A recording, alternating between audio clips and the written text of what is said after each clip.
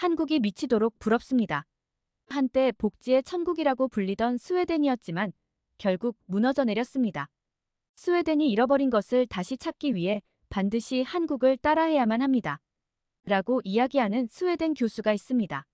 대체 무슨 사연일지 오늘 사연 바로 시작하겠습니다. 안녕하세요. 저는 에릭 한손입니다. 스웨덴에서 사회학 교수로 일하며 20년이 넘는 세월 동안 난민과 이민 문제를 깊이 있게 연구해 왔습니다. 스웨덴의 포괄적인 복지 시스템과 개방적 이민 정책은 오랫동안 전 세계의 모범 사례로 여겨졌죠. 많은 국가들이 스웨덴의 모델을 따르고자 했고, 우리는 그것을 자랑스럽게 여겼습니다. 그러나 최근 몇 년간 제가 그토록 믿어왔던 스웨덴의 이상이 서서히 무너지기 시작했습니다. 특히 스톡홀름과 예테보리, 그리고 말메에서는 상황이 더욱 심각합니다. 이 도시들에서는 청소년 갱단과 마약 관련 범죄가 놀라울 정도로 빠르게 확산되고 있습니다. 한때 복지 천국이라는 별명으로 불리며 세계의 부러움을 샀던 우리나라는 이제 유럽에서 가장 높은 총기 범죄율을 기록하는 불명예를 안게 되었습니다. 텔레비전을 켜면 뉴스에서는 연일 총격 사건과 갱단 관련 범죄를 보도하고 있습니다. 얼마 전에는 말메의 한 지역에서 충격적인 사건이 발생했죠. 청소년 갱단이 마약 거래를 하다가 경쟁 갱단과 총격전을 벌인 것입니다. 이 사건의 심각성을 직접 확인하고자 저는 말메 현장으로 갔습니다. 그곳에서 조사를 진행하며 스웨덴 사회의 문제점이 훨씬 더 명확하게 드러났습니다. 이 문제의 핵심에는 단순히 경제적 이주자나 난민이 아닌 스웨덴에서 태어나고 자란 이민 2세대 청소년들이 있었습니다. 그들이 갱단에 가담하며 범죄 조직의 주요 인력이 되어버린 상황이었죠. 더 충격적인 것은 갱단들이 이들 청소년을 촉법소년법의 허점을 악용해 범죄 행위에 동원하고 있다는 사실이었습니다. 현장에서 만난 한 현지 경찰관은 깊은 한숨을 내쉬며 이렇게 말했습니다.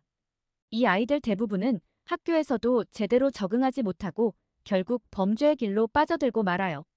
처음에는 단순히 돈을 벌기 위해 마약을 팔기 시작하지만 점점 더 위험한 일에 연루되죠. 이제는 경쟁 갱단과의 싸움에서 총기까지 사용하는 지경에 이르렀습니다. 스웨덴 정부도 이 심각한 상황을 인지하고 있습니다. 최근에는 군대를 투입해 범죄를 억제하려는 극단적인 조치까지 고려하고 있지만 이미 문제는 너무 깊이 뿌리내려 쉽게 해결될 것 같지 않습니다. 우리가 그동안 난민들을 제대로 통합하지 못한 결과 이제는 우리 스스로도 감당하기 어려운 혼란 속에 빠져 있는 것입니다. 저는 이 분야의 전문가로서 이 복잡한 문제를 어떻게 풀어나가야 할지 깊은 고민에 빠졌습니다. 수십 년 동안 저는 인도주의적 접근과 사회적 통합이 모든 문제를 해결할 수 있는 최선의 해법이라고 굳게 믿어왔습니다.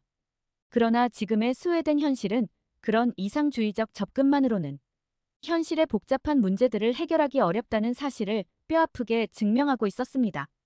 최근 정부 회의에 참석했을 때 저는 이러한 상황 인식을 바탕으로 좀 더 현실적이고 실효성 있는 정책 변화의 필요성을 강력히 주장했습니다.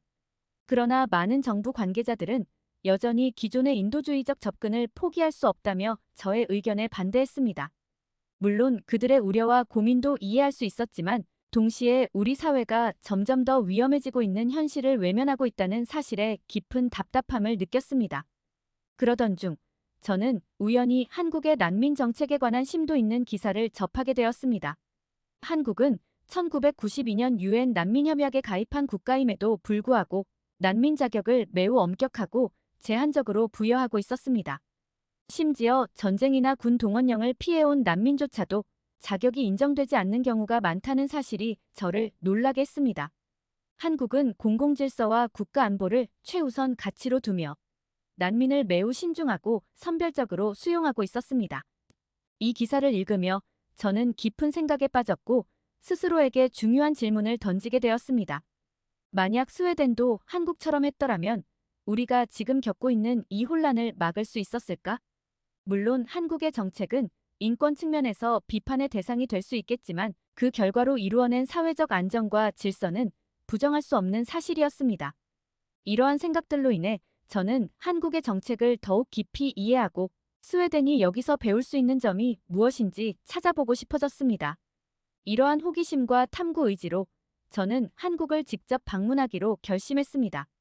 사회학 연구자로서 그리고 스웨덴 시민으로서 한국의 정책을 직접 경험하고 관찰하며 우리 사회의 미래를 위한 귀중한 교훈을 얻고자 했습니다. 출발 전 저는 책상 위에 한국에 대한 다양한 자료들을 쌓아두고 열심히 공부했으며 세심하게 방문 일정을 준비했습니다.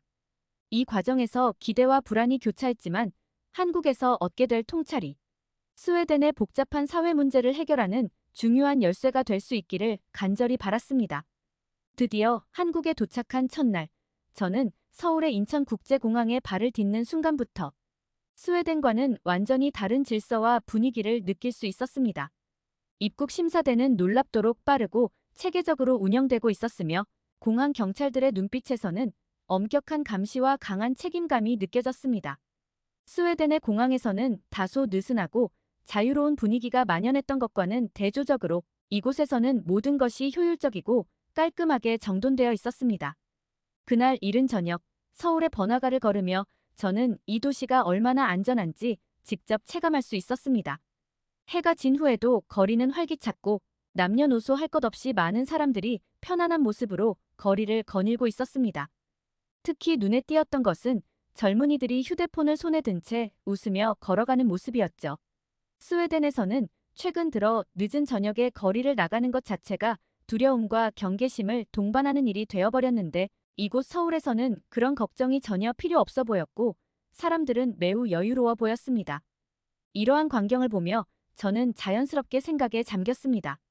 스웨덴에서는 이미 갱단의 영역이 되어버린 거리에서 과연 이런 평화로운 모습을 다시 볼 수 있을까? 이 순간 두 나라의 현실적인 차이가 제 마음에 깊이 각인되었습니다. 서울의 거리에서 느껴지는 평화와 질서, 그리고 이곳 한국의 전반적인 안전함은 제가 스웨덴에서 점점 잃어가고 있던 소중한 가치들이었습니다. 그날 밤 서울의 한 호텔 숙소에 도착한 후에도 밤늦게까지 들려오는 도시의 활기찬 소음이 오히려 저를 안심시켰습니다. 놀랍게도 이곳에서는 범죄나 위협에 대한 걱정 없이 사람들이 밤늦게까지 일상을 즐기고 있었던 것입니다. 창문을 열고 서울의 밤거리를 내려다보며 저는 자연스럽게 스웨덴의 혼란스러운 현실을 떠올리게 되었습니다. 스웨덴에서는 이제 총격 사건 소식이 뉴스의 단골 메뉴가 되어버렸고 많은 시민들은 밤거리를 두려워한 나머지 해가 지면 집에 틀어박히는 것이 일상이 되어버렸으니까요. 다음 날 저는 한국의 난민 정책과 이민 문제를 깊이 있게 연구하기 위해 여러 전문가들과의 만남을 준비하는 한편 이 나라의 여러 도시를 둘러보았습니다. 공항에서의 첫 경험과 서울 거리를 걸으며 느꼈던 안전함은 분명 우연이 아니었습니다. 이는 한국의 체계적인 정책과 사회 시스템의 결과물이었습니다. 강력하고 일관된 법 집행과 명확한 사회적 기준이 이 나라 일상의 곳곳에 녹아있음을 느낄 수 있었습니다. 스웨덴에서는 난민과 이민자에 대한 정책이 지나치게 이상주의에 치우쳐 현실적인 문제들을 외면하는 경향이 있었습니다. 반면 한국은 정반대의 접근법을 취하고 있었습니다. 그들은 공공질서와 국가안보를 최우선 과제로 삼아 난민 자격을 매우 엄격하게 심사했습니다. 모든 난민 신청자들은 수개월에 걸친 철저한 심사 과정을 거쳐야 했으며 이 과정을 통과하지 못한 사람들은 결국 난민 자격을 인정받지 못한 채 떠나야만 했습니다. 솔직히 말해 한국에 도착하기 전까지 저는 이러한 정책이 지나치게 가혹하고 비인도적이라고 생각했습니다. 하지만 서울의 질서 정연한 거리를 직접 걸어보고 한국 시민들이 누리고 있는 안전과 안정감을 목격하면서 제 생각이 조금씩 바뀌기 시작했습니다. 스웨덴은 열린 마음으로 많은 이들을 받아들였지만 그 대가로 심각한 사회적 혼란과 범죄의 확산을 감수해야 했습니다. 반면 한국은 이러한 위험을 원천적으로 차단하는 방식을 선택한 것이었죠. 서울의 지하철을 타고 도시 곳곳을 돌아다니며 저는 한국 사회의 안전과 질서가 얼마나 깊이 뿌리내려 있는지 더욱 분명히 체감할 수 있었습니다. 러시아워로 혼잡한 지하철 안에서도 사람들은 놀랍도록 차분하게 이동했고 누구도 큰 소리로 떠들거나 문제를 일으키지 않았습니다. 이는 스톡홀름이나 예테보리의 현실과는 너무나도 대조적이었습니다. 우리 도시에서는 이제 대중교통을 이용하는 것조차 불안과 두려움을 동반하는 일이 되어버렸으니까요. 하지만 이곳 서울에서는 그런 걱정이 전혀 필요 없어 보였습니다. 하루 동안 경험한 모든 것이 스웨덴의 현실과는 너무도 대조적이었습니다.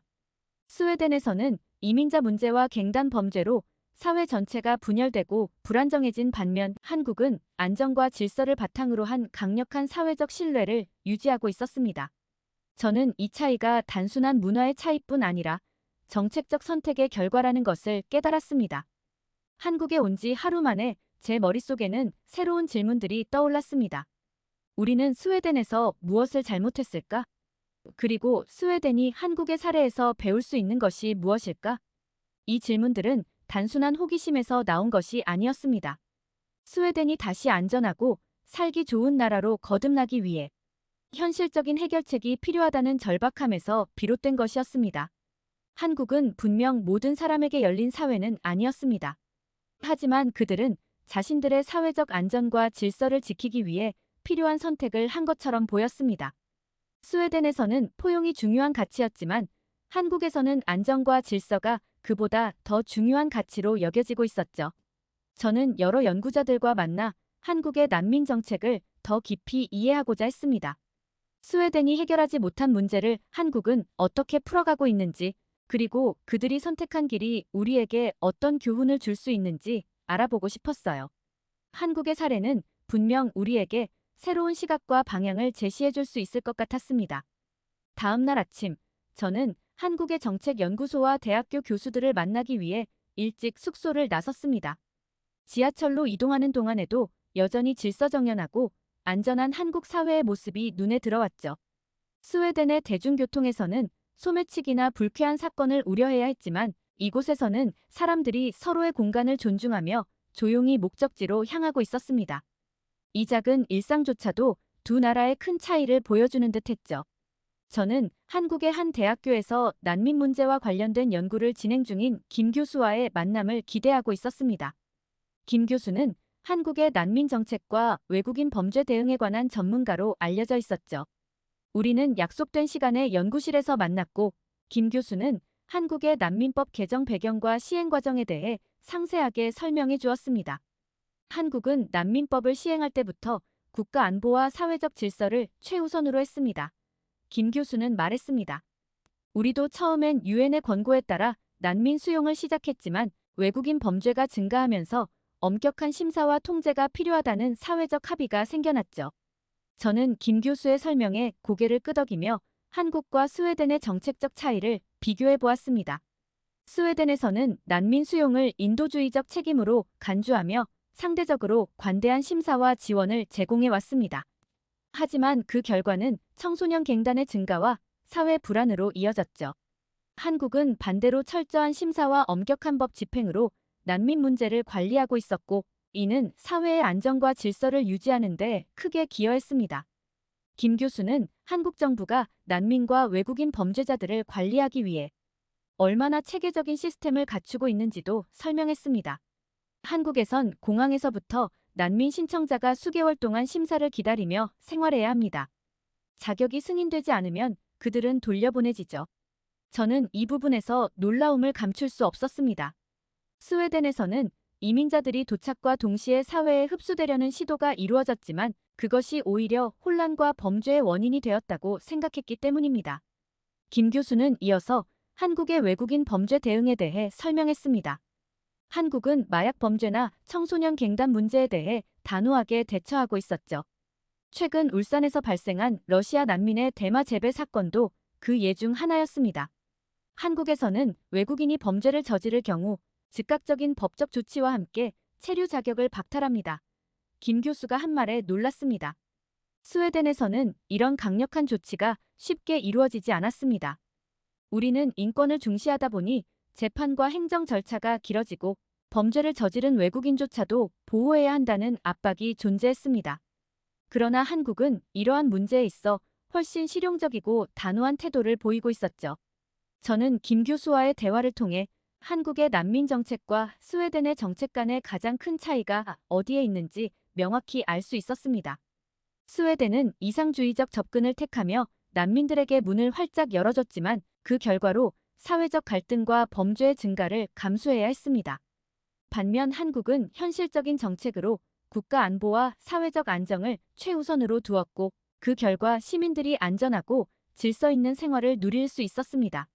스웨덴도 한국처럼 현실적인 선택을 할 수 있었을까요?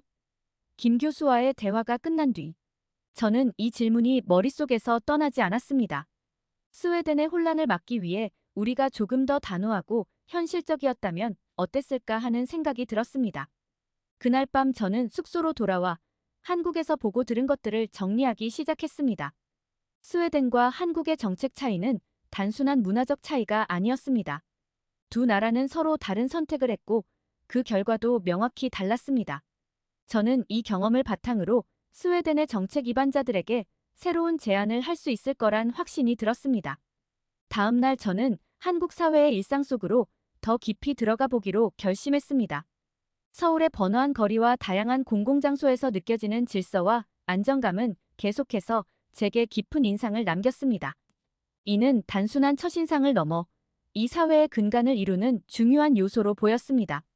오전에는 여러 카페와 식당을 돌아다니며 현지인들의 일상적인 모습을 관찰했습니다. 사람들이 여유롭고 편안하게 산책을 즐기고 있었고 특히 눈에 띄었던 것은 많은 이들이 아무 걱정 없이 소지품을 테이블에 두고 자리를 비우는 모습이었습니다. 이는 제게 큰 충격으로 다가왔습니다. 왜냐하면 현재 스웨덴에서는 이런 행동은 상상조차 할 수 없는 일이 되어버렸기 때문입니다. 이런 작은 행동 하나가 이 사회의 안전과 신뢰 수준을 명확히 보여주는 것 같았습니다. 그날 오후에는 몇몇 지역 시장과 주요 공공장소를 둘러보았습니다. 한국의 전통시장은 활기차면서도 놀랍도록 정돈된 분위기였습니다. 특히 인상 깊었던 것은 상인들과 고객들 사이에 오가는 신뢰와 상호 존중의 태도였습니다. 물건을 사고 파는 과정에서도 별다른 감시나 경계 없이 자연스럽게 거래가 이루어지는 모습이 눈에 띄었습니다. 제가 만난 한 상인은 이렇게 말했습니다. 여기서는 대부분의 사람들이 서로를 믿고 존중해요. 물론 가끔 실수나 문제가 생기기도 하지만 그런 일이 있어도 대부분 큰 갈등 없이 해결됩니다. 이런 신뢰가 우리 사회의 근간이라고 할 수 있죠. 이와 같은 작은 신뢰의 모습들이 모여 한국 사회 전체의 안정성을 뒷받침하는 듯 했습니다. 이는 단순한 문화적 차이를 넘어 사회 구조와 정책적 선택의 결과물로 보였습니다. 한국의 대중교통 시스템과 다양한 공공시설을 이용하면서 스웨덴과의 차이를 더욱 뚜렷하게 체감할 수 있었습니다. 최근 스톡홀름의 지하철은 범죄와 폭력이 만연해져 시민들의 안전이 크게 위협받고 있었고, 심지어 지하철역 내부에서조차 갱단의 영향력이 미치고 있었습니다. 그러나 서울의 지하철은 이와는 완전히 달랐습니다. 서울 지하철에서는 승객들이 서로 조용히 이동하며 타인의 공간과 권리를 존중하는 모습이 인상적이었습니다. 지하철 내부의 질서는 단순히 규칙을 따르는 차원을 넘어 사람들이 서로를 배려하고 존중하는 습관이 자연스럽게 형성된 결과로 보였습니다. 이는 법과 제도만으로는 이루기 힘든 사회 구성원들의 자발적인 참여와 합의의 결과물 같았습니다. 이러한 경험들은 자연스럽게 제가 스웨덴에서 겪은 혼란과 갈등의 순간들을 떠올리게 했습니다. 안타깝게도 현재 스웨덴에서는 범죄와 불안감이 일상의 한 부분이 되어버렸습니다. 대중교통을 이용할 때마다 소매치기나 폭력 사건의 위험에 노출되고 심지어 특정 지역에서는 갱단의 지배력이 공공연한 사실로 받아들여지고 있습니다. 한국에서는 정부가 난민 문제를 엄격하게 관리하고 통제하며 공공질서를 철저히 유지하고 있었지만 스웨덴은 지나치게 개방적이고 무책임한 정책으로 인해 심각한 사회적 균열을 피하지 못했습니다. 이러한 대조적인 상황을 직접 목격하면서 저는 스웨덴 사회에 적용할 수 있는 새로운 해결책에 대한 아이디어를 떠올리기 시작했습니다. 우리는 인도주의적 가치를 완전히 버릴 필요는 없지만 동시에 현실을 직시하고 그에 맞는 정책을 도입해야 한다는 결론에 이르렀습니다. 한국의 사례에서 볼 수 있듯이 명확한 기준과 강력한 법 집행이 사회 질서 회복에 큰 도움이 될 수 있다고 믿게 되었습니다. 이는 스웨덴 사회를 재건하고 안정을 되찾는 데 중요한 열쇠가 될 수 있을 것입니다. 한국에서의 일상을 경험하며 저는 질서와 신뢰가 얼마나 강력한 힘을 발휘하는지 깨달았습니다. 개개인의 작은 신뢰와 상호 존중이 모여 사회 전체를 굳건히 지탱하고 있었던 것입니다. 돌이켜보면 스웨덴이 잃어버린 것은 바로 이런 사소해 보이지만 실은 매우 중요한 가치들이었습니다. 며칠간의 경험을 통해 한국 사회의 질서와 안정성에 깊은 감명을 받은 저는 이번에는 한국의 난민 정책 전문가들과 더 깊은 대화를 나누기로 했습니다. 정부 기관과 연구소를 방문하여 구체적인 정책의 뒷이야기와 실행 과정을 알아볼 계획이었습니다. 한국에서 이뤄지는 현실적인 정책들이 어떤 논의와 절차를 거쳐 실행되었는지 그 배경과 성과를 확인하고 싶었죠. 저는 한국의 난민 관련 부서 책임자와 연구자들과 만났습니다. 그들은 한국 정부가 외국인 범죄와 사회 혼란을 막기 위해 얼마나 치밀하게 계획을 세우고 있는지를 상세하게 설명해 주었습니다. 한국에서는 단순히 난민을 받아들이는 것만으로 끝나지 않습니다.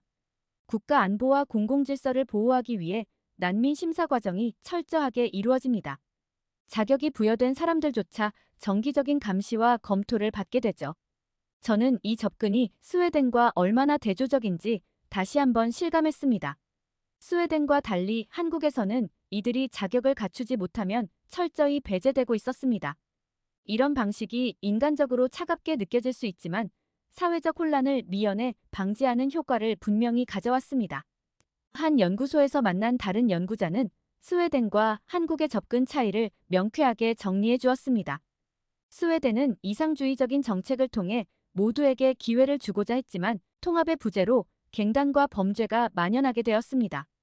반면 한국은 단호한 정책을 통해 난민 문제를 미리 통제하며 범죄의 확산을 막았습니다. 이는 인도주의적 접근만으로 해결되지 않는 문제입니다. 저는 이 대화를 통해 스웨덴이 단순히 한국의 방식을 복제할 수는 없겠지만 한국의 현실적인 접근에서 어떤 걸 배워야 할지 깊은 고민이 들었습니다. 저녁 무렵 한강공원을 찾았습니다. 수많은 사람들이 조깅을 하고 돗자리를 펴고 친구들과 음식을 나눠 먹으며 시간을 보내고 있었습니다.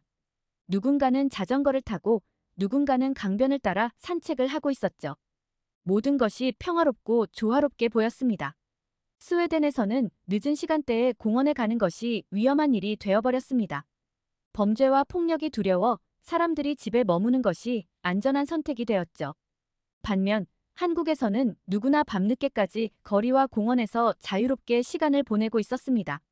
그 모습을 바라보며 저는 스웨덴이 잃어버린 일상을 떠올랐고 아쉬움을 느꼈습니다. 한국에서의 마지막 날이 다가왔습니다. 저는 짐을 정리하며 머릿속을 정리했습니다. 이번 여행에서 얻은 경험들은 제 연구와 사고방식에 엄청난 변화를 가져왔습니다. 한국의 강력한 정책과 사회적 질서가 보여준 것은 단순한 행정적 성공이 아니었습니다. 그것은 시민과 정부 간의 신뢰, 그리고 안전과 안정을 우선시하는 가치관이었습니다. 스웨덴으로 돌아가야 할 시간이 되자 저는 공항으로 향했습니다. 한강의 야경과 서울의 질서 있는 거리를 떠올리며 스웨덴에서 다시 마주해야 할 혼란스러운 현실을 생각했습니다. 스웨덴은 난민과 이민자 문제를 이상과 현실 사이에서 해결하지 못한 채 방황하고 있습니다. 저는 이제 스웨덴이 어떤 선택을 해야 하는지 더 분명하게 알게 되었습니다. 비행기를 기다리며 공항에서 사람들을 지켜보았습니다. 각자의 자리에서 차분하게 움직이고 있는 모습은 한국에서 지속적으로 느낀 안정감의 상징과도 같았습니다. 공항 내부의 질서, 경찰의 단호한 태도, 그리고 사람들이 따르는 규칙은 모두 이 사회의 내면화된 신뢰에서 비롯된 것이었습니다. 저는 스웨덴이 한국의 사례를 받아들이는데 큰 어려움을 겪을 것이라는 걸 알고 있습니다. 우리 사회는 여전히 인도주의와 포용의 가치를 우선시하지만 그 대가로 사회적 안정과 질서를 잃어버린 현실을 무시할 수 없습니다. 한국이 선택한 길은 그들의 역사와 상황에 맞춘 현실적인 선택이었지만 우리가 배울 점이 분명히 있었습니다. 한국의 경험은 단순히 강경한 대응만을 의미하지 않았습니다. 그것은 사회 전체가 질서와 신뢰를 바탕으로 움직이는 시스템이었습니다. 이 점에서 한국은 단순한 정책을 넘어 사회적 신뢰와 안전이 얼마나 중요한지를 보여주었습니다. 이 교훈은 스웨덴이 잃어버린 것을 다시 찾기 위해 반드시 필요한 것이었습니다. 스웨덴에 도착하자 공항에서부터 다시 익숙한 혼란과 긴장감이 느껴졌습니다. 짧은 한국에서의 경험은 저에게 새로운 희망과 함께 무거운 현실을 다시 마주할 용기를 주었습니다. 저는 곧바로 연구실로 돌아가 한국에서의 경험을 바탕으로 새로운 연구와 정책 제안을 준비하기로 마음먹었습니다. 한국에서 배운 교훈을 가슴에 품고 스웨덴의 미래를 위해 노력할 것입니다. 스웨덴도 한국처럼 국민들이 안전함을 느끼는 나라가 되길 간절히 바랍니다. 두 번째 사연 시작합니다. 우리도 이렇게 변화해야 합니다. 그래야 글로벌 시장에서 경쟁력을 가질 수 있어요. 한국을 따라하지 않으면 국제 시장에서 도태될 거예요. 여기 일본의 명문대학을 수석으로 졸업하고 일본의 유명한 대기업에서 근무하고 있는 여성이 있습니다. 그 여성은 일본의 대기업이 이름도 들어보지 못한 한국의 중소기업에게 국제시장 경쟁에서 밀렸다는 소식을 듣고 충격에 빠져 한국의 기업들을 보기 위해 긴 휴가를 쓰고 한국에 방문했는데요. 여러 한국의 중소기업들을 탐방하며 많은 것을 배우고 돌아가 본인이 배운 것을 회사에서 발표했지만 오히려 비난만 받고 회사에서 고립되었다고 합니다. 대체 무슨 사연일지 오늘 사연 바로 시작하겠습니다. 안녕하세요. 제 이름은 카오루 타나카입니다. 일본의 도쿄대학을 수석 졸업하고 소니에 입사했어요. 자라면서 저는 일본의 미래를 이끌어갈 인재라는 이야기를 자주 들었고 그런 이야기를 들을 때마다 뿌듯한 감정을 가지고 있었습니다. 대학 졸업 후 소니라는 세계적인 기업에서 바로 취업을 했고 소니에서 일한다는 자부심이 대단했죠. 처음 입사했을 때의 그 설렘과 긍지를 아직도 잊을 수가 없어요. 회사 로비에 걸린 거대한 소니 로고를 볼 때마다 가슴이 뛰었고 소니 배지를 달고 출근할 때면 어깨에 힘이 들어갔습니다. 하지만 입사 후 얼마 지나지 않아 제 자부심에 금이 가기 시작했어요. 소니가 한국의 삼성, LG 같은 기업들에게 전자제품과 가전제품 시장에서 밀리고 있다는 사실을 알게 됐거든요. 처음엔 믿기 힘들었습니다. 우리 소니가 어떻게 한국 기업들에게 밀릴 수 있지? 하는 생각이 들었습니다.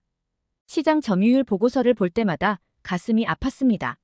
한때 우리가 지배하던 시장에서 한국 기업들의 이름이 상위를 차지하고 있는 걸 보는 건 정말 고통스러웠죠. 마치 제 자존심에 큰 상처를 입은 것 같았어요. 밤에 잠을 이루지 못하고 이 상황을 어떻게 극복할 수 있을지 고민하는 날들이 계속되었습니다. 회사에선 이런 상황을 타개하기 위해 브랜드 이미지 강화에 집중하기로 했어요. 특히 하이엔드 오디오 분야에 주력하기로 했습니다. 저도 그 프로젝트에 참여하게 됐어요. 엄청난 열정과 자신감으로 프로젝트에 뛰어들었어요. 이번엔 꼭 성공해서 소니의 위상을 되찾을 거야. 라고 다짐했습니다. 우리 팀 모두가 정말 열심히 일했어요. 아침 일찍부터 밤늦게까지 주말도 반납했습니다. 때론 집에 가지도 못하고 회사에서 밤을 새우기도 했죠. 그만큼 이 프로젝트에 모든 걸 걸었던 거였습니다. 한 번은 제품 디자인을 완성하기 위해 3일 동안 집에 가지 못했어요. 샤워실이 없는 회사에서 물티슈로 얼굴만 닦고 컵라면으로 끼니를 때우며 일했죠. 지친 몸을 이끌고 회의실 소파에서 짧은 잠을 청하기도 했습니다. 밤새 모니터를 보며 일하다 보니 눈이 따갑고 머리가 지끈거렸어요. 허리와 목의 통증은 이루 말할 수 없을 정도였죠. 그래도 쉴 수는 없었어요. 마감 기한이 코앞으로 다가오고 있었거든요. 회의실 소파에서 겨우 한두 시간씩 눈을 붙이곤 했는데 그마저도 편치 않았습니다. 딱딱한 소파 때문에 몸이 뻐근해지고 에어컨 바람 때문에 으슬으슬 춥기까지 했어요. 하지만 눈치가 보여 이불을 가져올 생각조차 못했어요. 아침이 되면 또다시 커피로 정신을 차리고 일에 매달렸어요. 피곤함에 실수도 잦아졌고 동료들과 의견 충돌도 있었죠. 하지만 그 누구도 집에 갈 생각은 하지 않았습니다.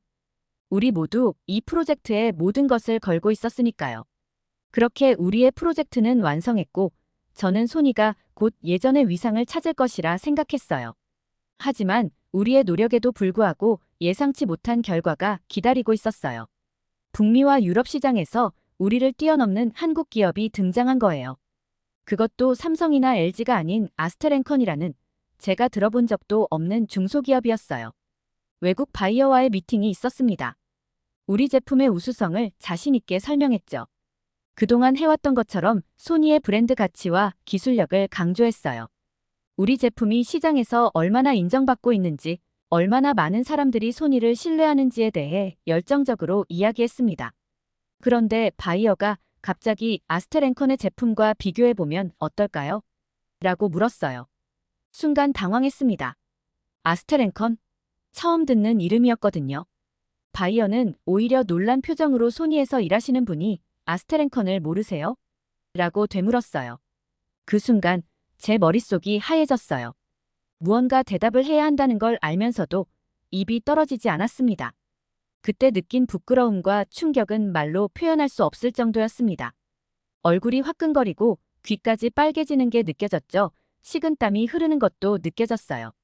결국 저는 죄송합니다. 그 회사에 대해 잘 모르겠네요. 좀 더 알아보고 다시 연락드리겠습니다. 라고 겨우 말했어요.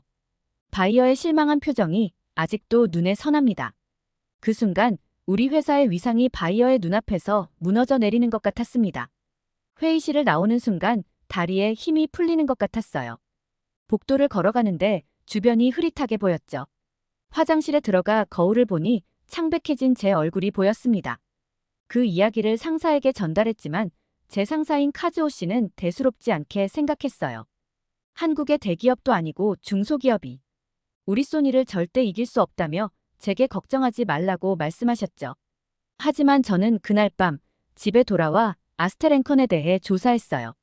그들의 홈페이지를 열어보고 제품 정보를 찾아보았죠. 그들의 혁신적인 기술과 디자인을 보며 놀란 마음도 있었지만 카즈오 씨의 말이 생각났고 저도 우리 회사 제품이 소비자들이 더 찾을 것이라 생각했어요. 소니는 전통과 역사를 가지고 있고 오랜 시간 세계 시장을 선도한 기업이니까요. 하지만 그것은 제 착각이었습니다. 결국 북미와 유럽 시장에서 하이엔드 오디오 분야의 성공은 실패했고 우리 소니가 아스테렌컨이라는 회사에 밀리고 있다는 소식을 듣게 되었죠. 이 소식을 처음 들었을 때 저는 잘못 들은 게 아닐까라고 생각했어요. 어떻게 우리 소니가 이런 무명의 회사에 밀릴 수 있겠어요? 부정해봐도 사실이었어요. 정말 충격이었습니다. 회사 전체가 발칵 뒤집혔죠. 어떻게 이런 일이 있을 수 있지? 하는 생각뿐이었습니다. 마치 하늘에서 벼락을 맞은 것 같았어요. 그동안의 노력이 물거품이 된 것 같아 가슴이 무너져 내렸습니다. 매일 아침 출근할 때마다 무거운 발걸음을 느꼈습니다. 회의실에서는 긴장감이 감돌았고 복도에서 마주치는 동료들의 표정도 어두웠어요. 며칠 후 우리는 긴급 회의를 소집했습니다. 경영진부터 실무자까지 모두 모여 대책을 논의했어요. 하지만 누구도 명확한 해결책을 내놓지 못했습니다. 우리가 그동안 얼마나 안일하게 살아왔는지 깨닫는 순간이었죠. 그제서야 시장조사팀은 밤낮으로 아스테렌컨에 대한 정보를 수집했고 연구개발팀은 그들의 기술을 따라잡기 위해 필사적으로 노력했습니다. 하지만 우리는 이미 너무 뒤처져 있었어요. 게다가 얼마 지나지 않아 소니가 가장 자신 있어 하던 카메라 시장에서조차 한국의 중소기업인 삼양옵틱스라는 회사한테 뒤처지고 있었습니다. 삼양옵틱스의 렌즈가 이미 오래전부터 소니보다 선호되고 있다는 사실도 알게 됐어요. 이 소식을 들었을 때 정말 큰 충격을 받았습니다. 카메라와 렌즈는 소니의 자존심과도 같은 분야였거든요. 우리는 항상 이 분야에서 최고라고 자부해왔어요. 그런데 그 자리를 한국의 작은 회사에 빼앗겼다니 믿기 힘들었죠. 더 충격적인 건 이게 최근의 일이 아니라 이미 오래전부터 진행되어 온 일이라는 점이었습니다. 우리가 자만에 빠져 있는 동안 시장은 이미 변해 있었던 거죠.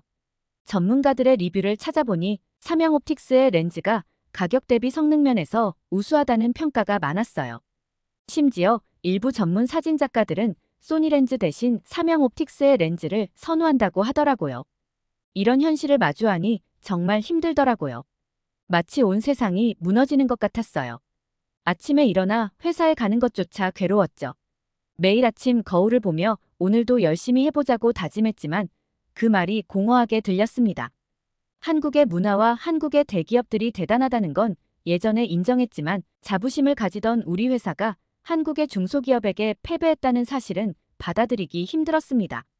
우리는 소니라는 이름만으로 충분하다고 생각했습니다. 하지만 세상은 그렇게 돌아가지 않더라고요.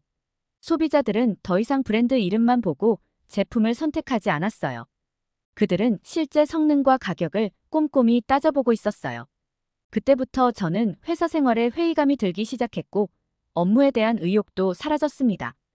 예전에는 새로운 프로젝트를 시작할 때마다 가슴이 뛰곤 했는데 이제는 그저 의무감으로 일하는 것 같았죠. 회의 시간에도 적극적으로 의견을 내지 않게 되었고 퇴근 시간만 기다리게 됐어요. 동료들과의 대화에서도 이런 분위기가 느껴졌습니다. 다들 무언가 변해야 한다는 걸 알고 있었지만 어떻게 해야 할지 모르는 듯했죠. 우리의 자부심은 무너졌고 미래에 대한 불안감만 커져갔어요. 이대로 가다가는 우리 회사가, 아니 일본의 전자산업 전체가 위험해질 수도 있다는 생각이 들었습니다. 점점 저는 실수도 많아지고 멍하니 있는 경우가 많아져서 상사에게 혼나기도 했어요.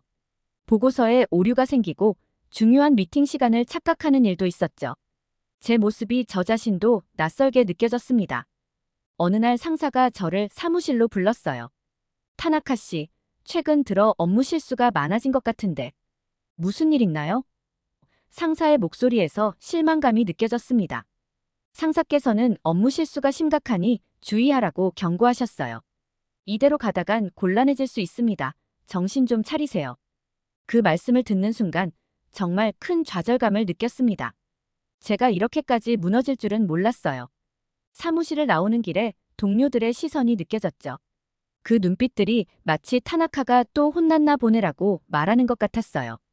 그날 밤 집에 돌아와 거울 앞에 섰을 때 제 모습이 너무 초라해 보였습니다.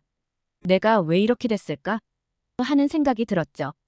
한때는 손위에 떠오르는 샛별이라 불렸던 제가 이렇게 무기력해질 줄은 정말 몰랐어요.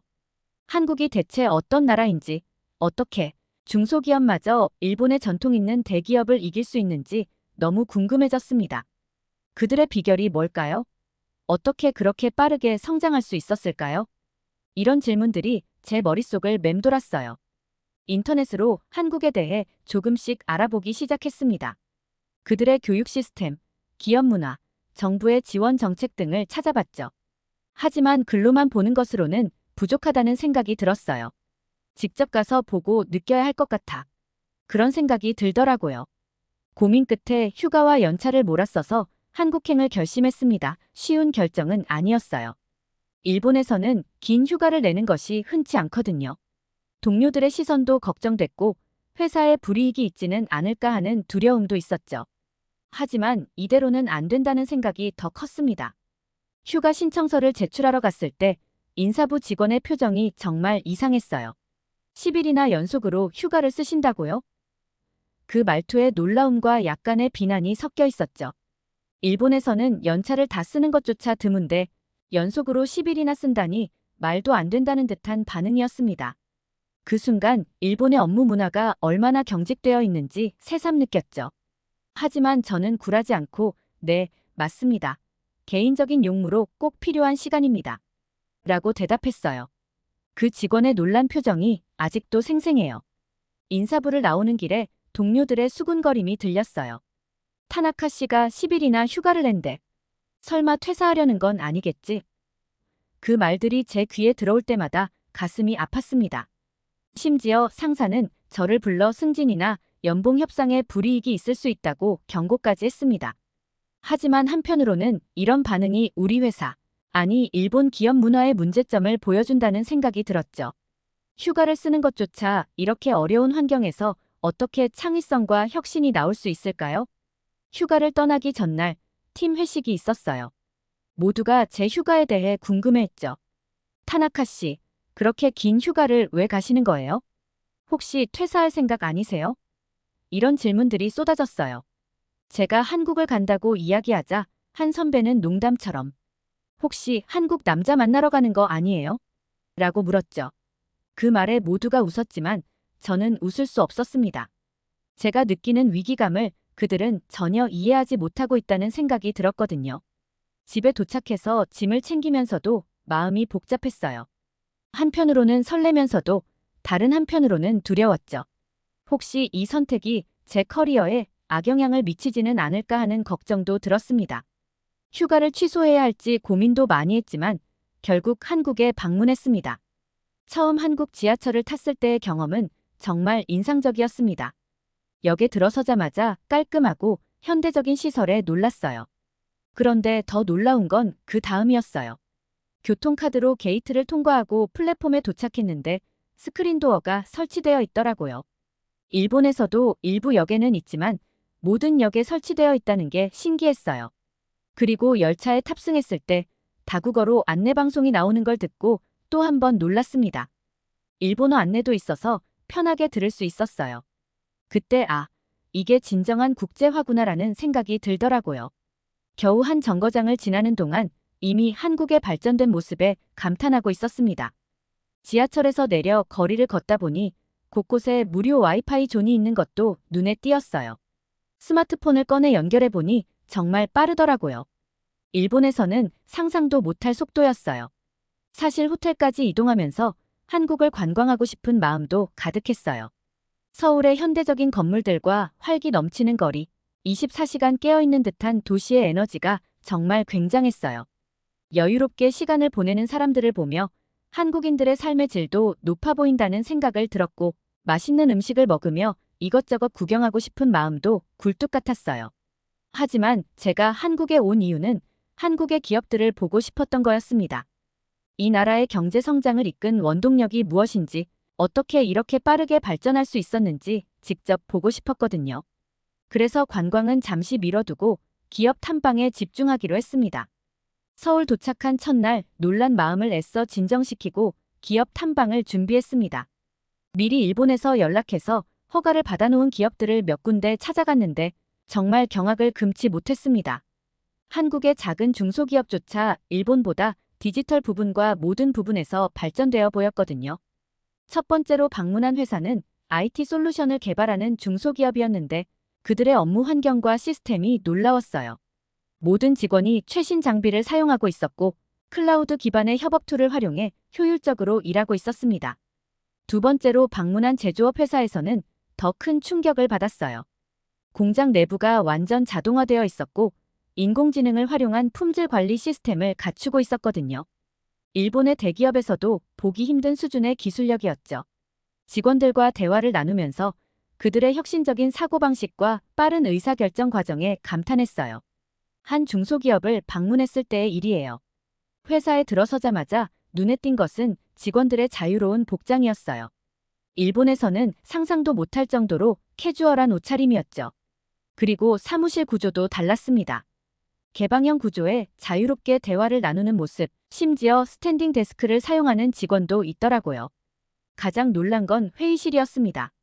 벽면 전체가 화이트보드로 되어 있고 VR 장비까지 갖춰져 있었죠. 담당자가 우리는 아이디어 회의할 때 VR을 활용해요. 제품 프로토타입을 실제처럼 보면서 논의할 수 있거든요. 라고 설명해 주었어요. 그 순간 일본 회사의 회의실이 떠올랐죠. 딱딱한 책상과 의자, 화이트보드 하나, 그 차이에 충격을 받았어요. 이런 환경에서 일하면 얼마나 창의적인 아이디어가 나올까 하는 생각이 들었습니다. 점심시간에는 더 놀랐어요. 직원들이 자유롭게 휴게실에서 유튜브를 보거나 옥상 정원에서 휴식을 취하는 모습을 봤거든요. 게다가 탕비실에는 간식과 음료수까지 구비되어 있었는데 손님 접대용이 아닌 직원들도 누구나 자유롭게 먹을 수 있다는 말에 깜짝 놀랐어요. 일본에서는 상상도 못할 광경이었습니다. 그뿐 아니라 한국의 조직 문화에 대해 들으면서 저는 기절할 뻔했습니다. 한국은 조직 문화도 일본과 비교하면 밝고 자유롭고 워라밸도 지켜지고 있었습니다. 일본처럼 상하 관계가 있긴 하지만 상사가 퇴근하기 전에 퇴근 못한다 이런 것도 없고 급한 업무 대화도 메신저를 통해 이야기하는 직원들도 있고 심지어 재택근무를 하면서 줌 회의로 의견을 나누는 경우도 있다는 것에 엄청난 충격을 받았어요. 보고체계도 일본은 여러 절차를 거쳐야 하는데 한국은 굉장히 간편해 보이더라고요. 한국 직원과 대화를 나누었는데 한국에서는 문제가 생기면 바로 적용해서 해결하려고 한다는 이야기를 듣고 깜짝 놀랐어요. 일본은 문제가 생기면 문제에 대한 회의만 일주 동안 하고 그것을 해결하기 위해 많은 절차들이 필요한데 한국은 달랐습니다. 그날 저녁 호텔로 돌아와 침대에 누워 천장을 바라보며 생각했습니다. 우리가 얼마나 뒤처져 있는 걸까? 이런 환경에서 일하면 얼마나 행복할까? 그리고 결심했습니다. 이 경험을 꼭 일본에 가져가야겠다고요.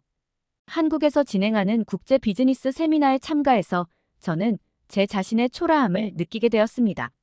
그동안 저는 제가 똑똑하고 남들보다 뛰어나다고 생각했는데 우물안 개구리였다는 것을 제대로 느끼게 되었어요. 세미나장에 들어서는 순간부터 국제적인 분위기에 압도되었습니다. 다양한 국적의 사람들이 자유롭게 소통하는 모습이 인상적이었어요. 그곳에서 많은 유럽인들과 한국인들을 만나서 여러 대화를 할 수 있었는데 그들의 언어 능력에 놀라지 않을 수 없었습니다. 그들은 기본적으로 영어, 일본어는 물론이고 여러 언어를 구사하는 사람들이 많았습니다.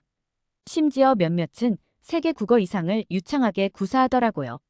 한 한국인 참가자는 영어, 일본어, 중국어를 자유자재로 구사하며 다양한 국적의 사람들과 대화를 나누고 있었습니다. 반면에 저는 영어조차 유창하게 구사하지 못해 깊은 부끄러움을 느꼈어요. 마치 제가 그들과는 다른 세계에 살고 있는 것 같았습니다. 비즈니스 세미나에서 있었던 일이에요. 휴식 시간에 커피를 마시며 서로 대화를 나누는 시간이 있었어요. 저는 불안한 마음으로 주변을 둘러보다가 일본어를 할 줄 아는 한국인을 찾아 대화를 시도했어요.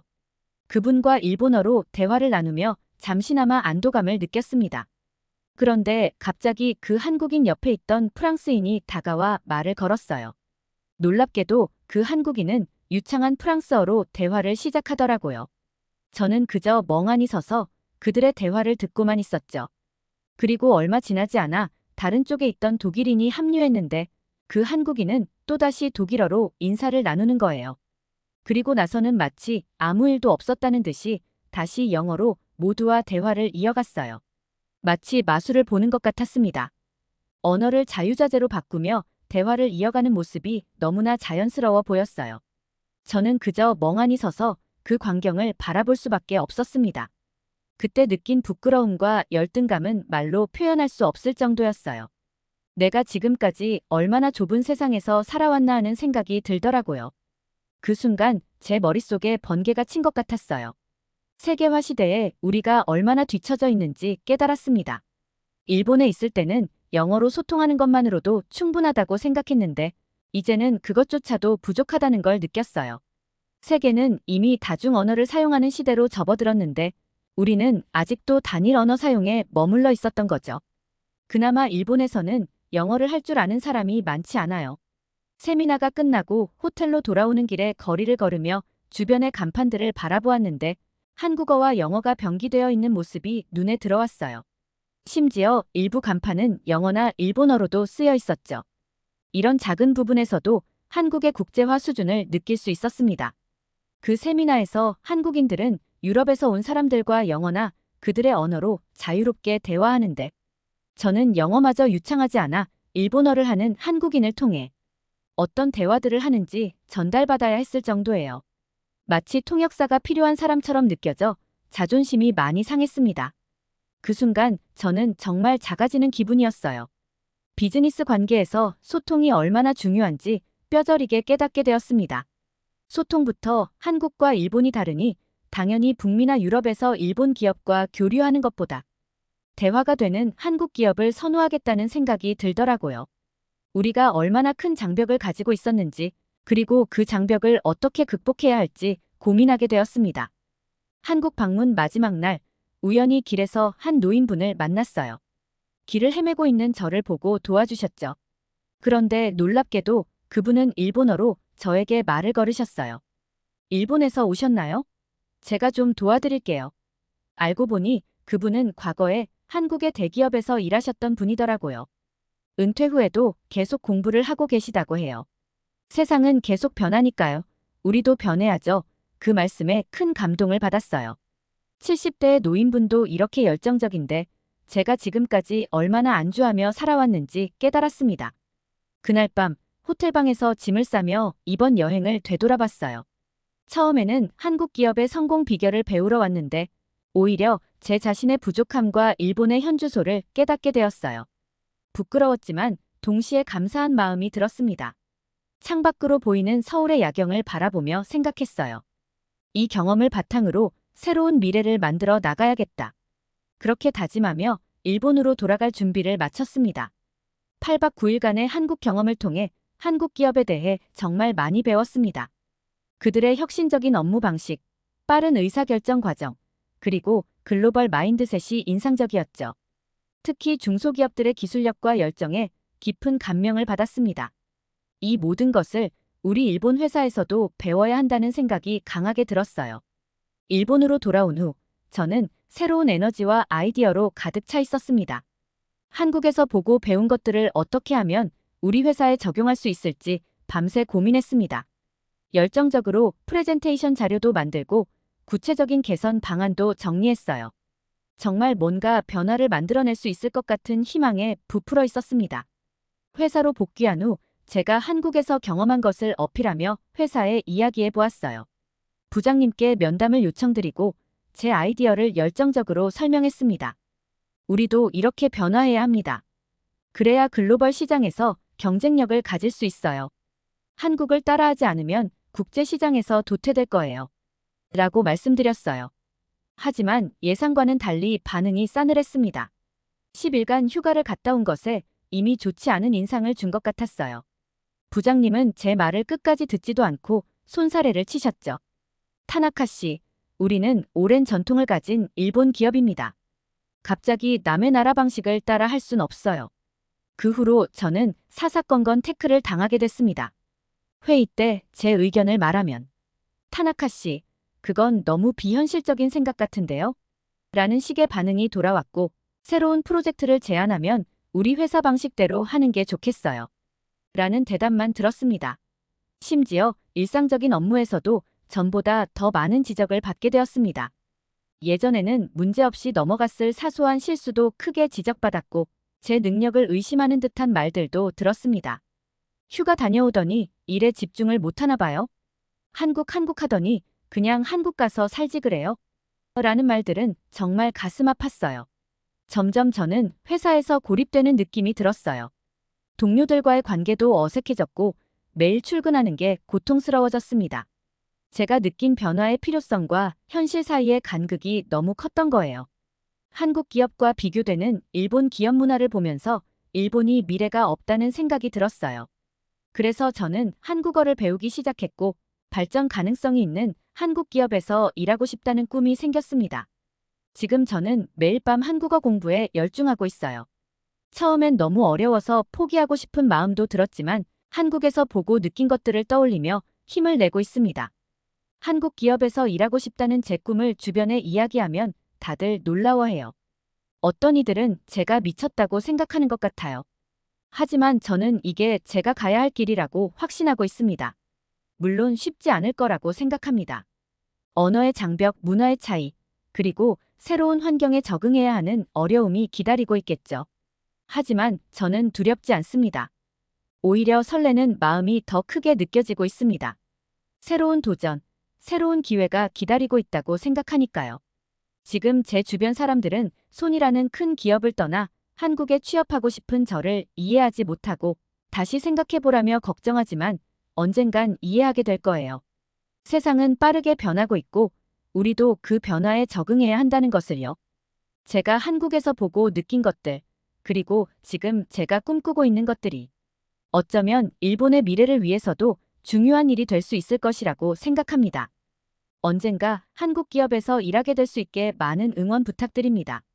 그리고 제게 많은 것을 배울 수 있게 해준 한국한테 너무 감사합니다. 오늘 사연이 재미있으셨다면 구독과 좋아요, 알림 설정까지 부탁드립니다. 더 재미있는 사연으로 돌아오겠습니다. 이상 감동탐험이었습니다.